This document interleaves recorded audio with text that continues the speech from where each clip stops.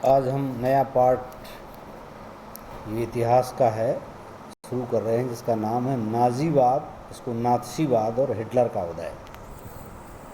नाजीवाद क्या है? नाजीवाद एक विचारधारा है। ये जर्मनी में विकसित हुई, तो उसी की वजह से देश में जो शासन हुआ वो हिटलर का हुआ। तो इस विचारधारा के आधार पर कैसे हिटलर का उदय हुआ, हमको यही इसमें देखना है। 1945 के बसंत में हेलमुट नामक एक 11 वर्षीय जर्मन लड़का बिस्तर में लेटे कुछ सोच रहा था। तभी उसे अपने माता पिता की दबी दबी सी आवाज़ें सुनाई दी। हेलमुट कान लगाकर उनकी बातचीत सुनने की कोशिश करने लगा। वे गंभीर स्वर में किसी मुद्दे पर बहस कर रहे थे। हेलमुट के पिता एक जाने माने चिकित्सक थे। उस वक्त वे अपनी पत्नी से इस बारे में बात कर रहे थे कि क्या उन्हें पूरे परिवार को ख़त्म कर देना चाहिए, अकेले आत्महत्या कर लेनी चाहिए। उन्हें अपना भविष्य सुरक्षित दिखाई नहीं दे रहा था। वे घबराहट भरे स्वर में कह रहे थे, अब मित्र राष्ट्र भी हमारे साथ वैसा ही बर्ताव करेंगे जैसा हमने अपाहिजों और यहूदियों के साथ किया था। अगले दिन वे हेलमुट को लेकर बाग में घूमने गए। यह आखिरी मौका था जब हेलमुट अपने पिता के साथ बाग में गया। दोनों ने बच्चों के पुराने गीत गाए, खूब सारा वक्त खेलते कूदते बिताकर कुछ समय बाद हेलमुट के पिता ने अपने दफ्तर में खुद को गोली मार ली। हेलमुट की यादों में वह क्षण आज भी जिंदा है, अभी भी जिंदा है, जब उसके पिता की खून में सनी वर्दी को घर के अलाव में जला दिया गया। हेलमुट ने जो कुछ सुना था, जो कुछ हुआ, उससे उसके दिलो दिमाग पर इतना गहरा सदमा पहुंचा कि अगले 100 साल तक वह घर में एक कौर भी नहीं खा पाया। उसे यही डर सताता रहा कि कहीं उसकी माँ उसे भी जहर न दे दे। हेलमुट को शायद समझ में न आया हो, लेकिन हकीकत यह है कि उसके पिता नाजी थे। वे एडोल्फ हिटलर के कट्टर समर्थक थे। आप में से कई बच्चे नाजियों और उनके नेता हिटलर के बारे में जानते होंगे।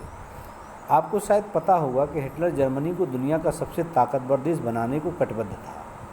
हिटलर क्या चाहता था कि जर्मनी दुनिया में सबसे ताकतवर देश रहे। यह पूरे यूरोप को जीत लेना चाहता था। आपने यह भी सुना होगा कि उसने यहूदियों को मरवाया था। लेकिन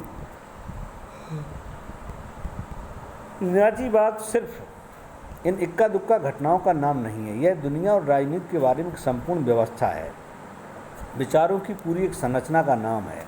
आइए समझने की कोशिश करें कि नाजीवाद का मतलब क्या है। इस सिलसिले में सबसे पहले हमें देखेंगे कि हेलमुट के पिता ने आत्महत्या क्यों की थी, वे किस चीज़ से डरे हुए थे। मई 1945 में जर्मनी ने मित्र राष्ट्रों के सामने समर्पण कर दिया। हिटलर को अंदाज़ा हो चुका था कि अब उसकी लड़ाई का क्या हश्र होने वाला है। इसलिए हिटलर और उसके प्रचार मंत्री गोयबल्स ने बर्लिन के एक बंकर में पूरे परिवार के साथ अप्रैल में ही आत्महत्या कर ली थी। युद्ध खत्म होने के बाद न्यूरेमबर्ग में एक अंतर्राष्ट्रीय सैनिक अदालत स्थापित की गई। इस अदालत को शांति के विरुद्ध किए गए अपराधों, मानवता के खिलाफ किए गए अपराधों और युद्ध अपराधों के लिए नाजी युद्धबंदियों पर मुकदमा चलाने का जिम्मा सौंपा गया था। युद्ध के दौरान जर्मनी के व्यवहार, खासतौर से इंसानियत के खिलाफ किए गए उसके अपराधों की वजह से कई गंभीर नैतिक सवाल खड़े हुए और उनके कृत्यों की दुनिया भर में निंदा की गई। ये कृत्य क्या थे, मतलब उन्होंने ऐसा क्या काम किया कि जिसकी दुनिया भर में बुराई हुई। दूसरे विश्व युद्ध के साए में जर्मनी ने नरसंहार शुरू कर दिया। माने दूसरा विश्व युद्ध शुरू होने वाला था, उसके पहले ही जर्मनी ने नरसंहार, मतलब वहाँ के जो हिटलर थे उन्होंने वहाँ के लोगों को मारना शुरू कर दिया, जिसके तहत यूरोप में रहने वाले कुछ खास नस्ल के लोगों को सामूहिक रूप से मारा गया। माना किसी एक जाति के लोगों को। इस युद्ध में मारे गए लोगों में 60 लाख यहूदी, 2 लाख जिप्सी और 10 लाख पोलैंड के नागरिक थे। साथ ही मानसिक व शारीरिक रूप से अपंग घोषित किए गए 70,000 जर्मन नागरिक भी मार डाले गए।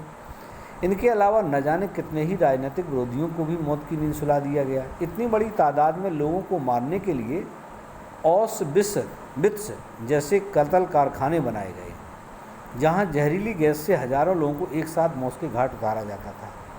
न्यूरेमबर्ग अदालत ने केवल 11 मुख्य नाजियों को ही मौत की सज़ा दी। बाकी आरोपियों में से बहुतों को उम्र कैद की सज़ा दी गई। सज़ा तो मिली, लेकिन नाजियों को जो सज़ा दी गई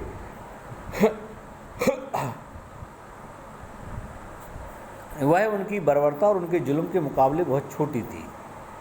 असल में मित्र राष्ट्र पराजित जर्मनी पर इस बार वैसा कठोर दंड नहीं थोपना चाहते थे जिस तरह का दंड पहले विश्व युद्ध के बाद जर्मनी पर थोपा गया था। बहुत सारे लोगों का मानना था कि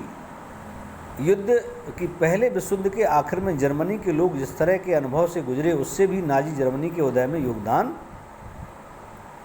दिया था। यह अनुभव क्या था? माने जो पहला विश्व युद्ध हुआ था तो दुनिया के देशों ने उस पर कड़े प्रतिबंध लगा दिए थे और उसका परिणाम क्या हुआ कि वहाँ पर नाजीवाद की विचारधारा फैल गई। तो दोबारा लोग नहीं चाहते थे कि दूसरे विश्व युद्ध के बाद भी जर्मनी पर ऐसे कोई कड़े प्रतिबंध लगाए जाएं कि जिससे वहाँ कोई इतना विद्रोह पनपे कि फिर एक नई विचारधारा पैदा हो। तो क्या था उसमें, हमको यही देखना है। अब हम जर्मनी का इतिहास देखें। वाइमार गणराज्य का जन्म 20वीं शताब्दी के शुरुआती सालों में जर्मनी एक ताकतवर साम्राज्य था। उसने ऑस्ट्रियाई साम्राज्य के साथ मिलकर मित्र राष्ट्रों इंग्लैंड, फ्रांस और रूस के खिलाफ पहला विश्व युद्ध 1914 से लेकर 18 तक लड़ा। दुनिया की सभी बड़ी शक्तियां इस सोचकर इस युद्ध में कूद पड़ी थीं कि उन्हें जल्दी ही विजय मिल जाएगी। सभी को किसी न किसी प्रकार के फायदे की उम्मीद थी। उन्हें अंदाज़ा नहीं था कि यह युद्ध इतना लंबा खिंच जाएगा और यह पूरे यूरोप को आर्थिक दृष्टि से निचोड़ कर रख देगा।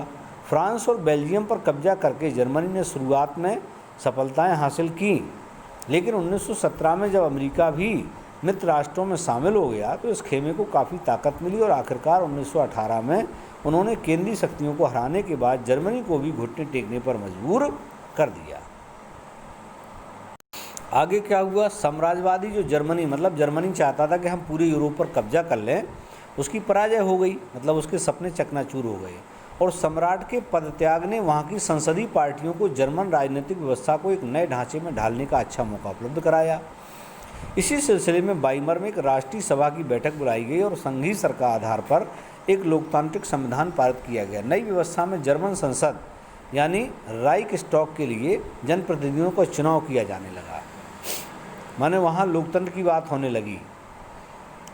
जनप्रतिनिधियों के निर्वाचन के लिए औरतें सहित सभी वयस्क नागरिकों को समान और सार्वभौमिक मताधिकार प्रदान किया गया। लेकिन यह नया गणराज्य खुद जर्मनी के ही बहुत सारे लोगों को राज नहीं आ रहा था। माने लोग अभी तक राजा के अधीन रहने के आदी थे। अब ये लोकतंत्र नया जो गणराज्य बन रहा था इससे लोग नाखुश थे, मतलब उन्हें संतुष्टि नहीं थी। इसकी एक वजह तो यह थी कि पहले विश्व युद्ध में जर्मनी को पराजय के बाद विजयी देशों ने उस पर बहुत कठोर शर्तें थोप दी थी। मित्र राष्ट्रों के साथ वर्साय की संधि जो हुई थी उसमें जर्मन की जनता के लिए बहुत कठोर और अपमानजनक थी। इस संधि की वजह से जर्मनी को अपने सारे उपनिवेश, तकरीबन 10% आबादी, 13% भूभाग, 75% लोहे भंडार, 26% कोयला भंडार, फ्रांस, पोलैंड और डेनमार्क और लिथुआनिया के हवाले करने पड़े। ये उसके लिए बड़ी शर्मनाक थी। जर्मनी की रही सही ताकत ख़त्म करने के लिए मित्र राष्ट्रों ने उसकी सेना को भी भंग कर दिया। युद्ध अपराधबोध अनुच्छेद के तहत युद्ध के कारण हुई सारी तबाही के लिए जर्मनी को जिम्मेदार ठहरा दिया गया।